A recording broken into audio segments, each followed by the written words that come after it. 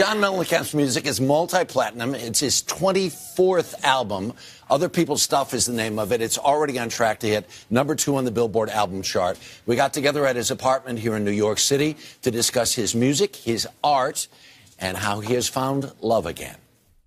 It's old blues, folk songs that if I had to say I had an American songbook, those songs would be it. Mellencamp learned long ago that being true to yourself would speak for itself. I live an artist's life. Every day I have to make something. I either paint, I either write, I'm either rehearsing, when I'm on tour. Art's not being on the radio. That's the lowest common denominator. If you look at my songs that were hits, and I had a lot of them, they really weren't that good as far as songs go. Just as a member of the general public, though, I need to stand up for Jack and Diane.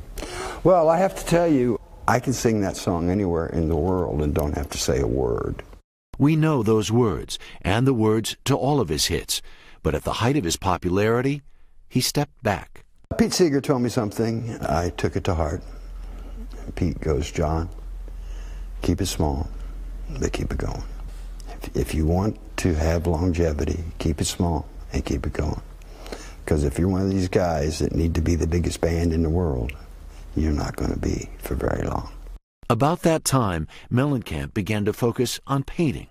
I've been painting my whole life. I started painting seriously when I kind of just dropped out of the music business for about 3 or 4 years. When you're painting, what does it do for you?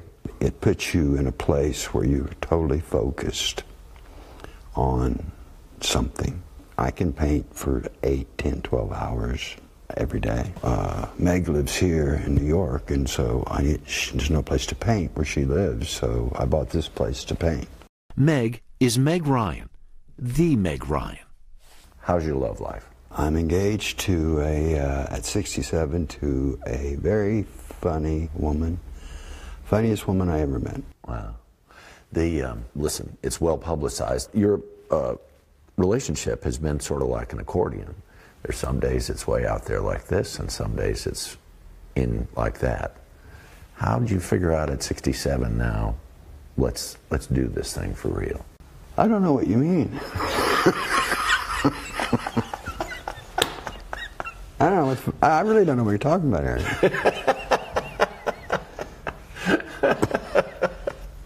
One could well imagine I'm probably not the easiest guy to get along with. So, let's leave it at that. While Mellencamp disavowed pursuit of the pop charts years ago, he believes Jack and Diane, those kids from the heartland, still have something to say. We're getting ready to mount Jack and Diane as a Broadway, as a musical. Every problem that this country's going through today is in that musical. This is not a jukebox musical. Our ambitions are set very high, as close to Steinbeck as we can get it in today's world with these two kids. Steinbeck wrote that you're bound to get ideas when you go thinking about stuff. That's Mellencamp, and he's bound to keep sharing them. Retirement is an Indian word for slow death. So there's no retiring with me. No. No, they'll have to drag me off stage. As long as people show up to see me, I'm playing.